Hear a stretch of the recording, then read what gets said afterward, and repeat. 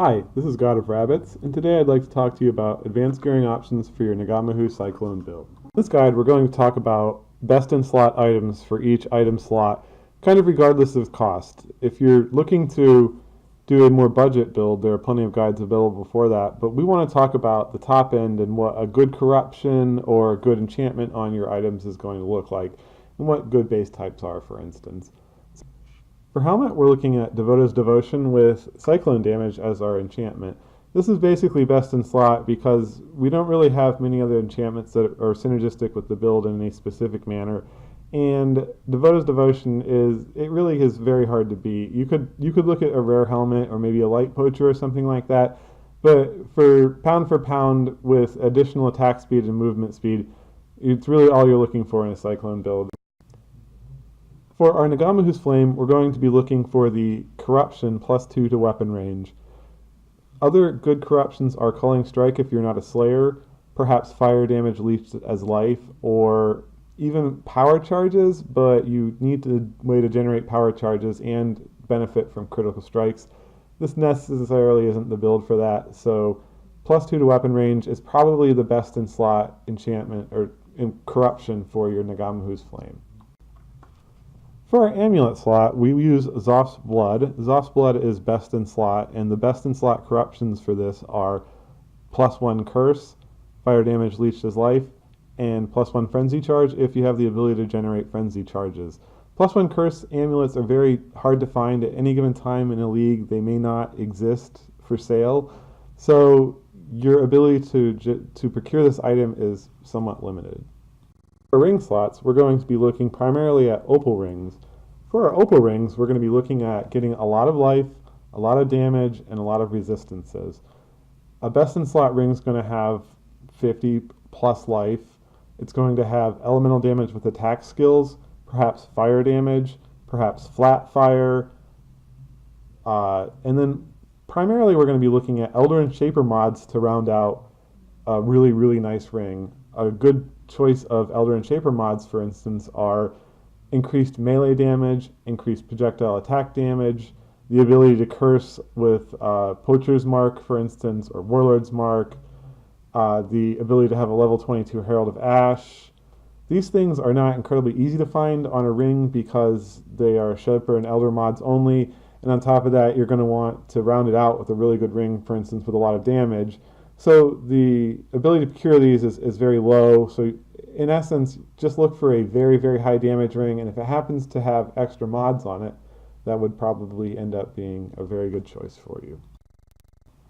If you've chosen to run your Cyclone on a 4-link in Elder Gloves with faster attacks like I have, then your gearing for your glove slot is going to be slightly different than if you've chosen a more traditional glove.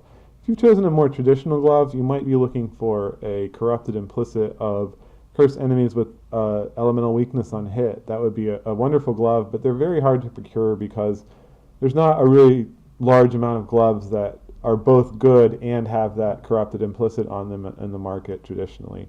If you're looking at an Elder influenced glove that has a level 20 faster casting, for instance, you can get level 16, 18, or 20, you're going to potentially want to pair it with another damage mod, and these can be essence mods, for instance.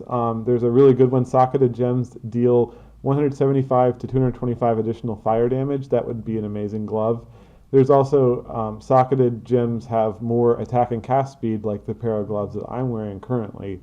In addition to this, you're going to want to get as much life and resistances as you possibly can get on your gloves. And if you're not looking for an Elder Influence glove, you're just going to want to look for attack speed, fire damage, a huge amount of resistances, and perhaps over 100 life. For boots, you're going to be looking at a rare boot with over 80 life, over 100 resistances, and 30 to 35% movement speed. In addition, it's going to be enchanted with damage penetration, additional movement speed, additional attack and cast speed, or elemental damage leached as life. And there are no great boots in the unique realm, so we're looking at a rare in this slot. Should be pretty easy to gear your boots, and you should be looking at getting your resistances on your boots because it allows us more gearing options in our other slots. For our belt slot, we're looking at, again, a rare item. We're looking for a Stygian Vice if we're in the Abyss League, and if not, we're looking at a leather belt or a rustic sash, perhaps with an additional endurance charge, corruption on it. In order to get your Stygian, you're going to want over 100 resistances, over 90 life, over 35% elemental damage, and if you can add movement speed on, that's all the better. A best in slot item might also be an Elder or Shaper influenced belt so that you can get additional attack and cast speed when you're using a flask, additional damage when you're using a flask. There are a few other Elder and Shaper mods. Elder and Shaper belts are incredibly expensive, so a best in slot is going to be not cheap here, but a good belt is cheap.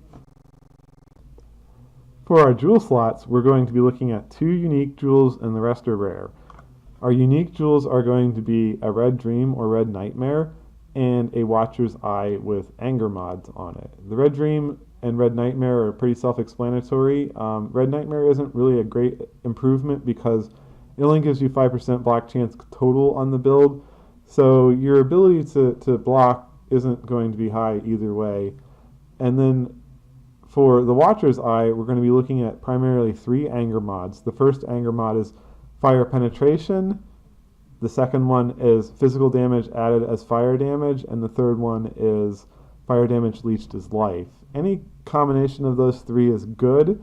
The best combination would be the 2 damaging ones, which are Fire Penetration and physical damage added as fire damage. Those are incredibly expensive, so a lower tier is also very good and probably a little bit easier to acquire as well. For our rare jewels, we're going to be looking at our traditional things.